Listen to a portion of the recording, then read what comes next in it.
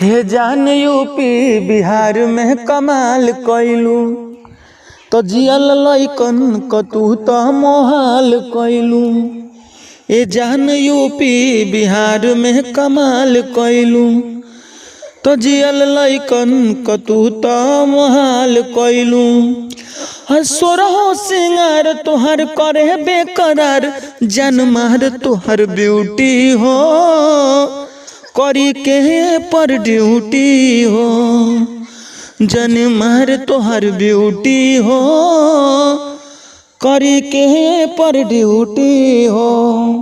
तो नमस्कार भाई लोग, हम गीतकार वकील कुशवाहा और आप सबके बहुत अच्छा मैटर लेके ले आइल बानी। आज का बहुत सुंदर मुखड़ा रहा जैसन के गाना आप लोग के पता बा, चंदन चंचल और शिल्पी राज जी के गाना लगाला कजरवा हो वही ट्रैक पर रहला। उम्मीद बा अच्छा लगल हुई।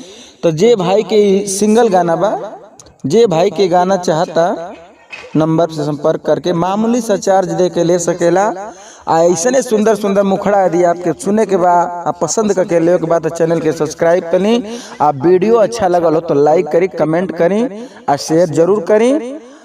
सुंदर सुंदर मैटर ऐसे हम लिख के आप लोग के सुनाईला। फिर मिले एगो शानदार मैटर लेके, तब तक खातिर जय हिंद, जय भोजपुरिया समाज। एगो बात बता देती, जे के फ्री में चाहिए वो चैनल से दूर रहो।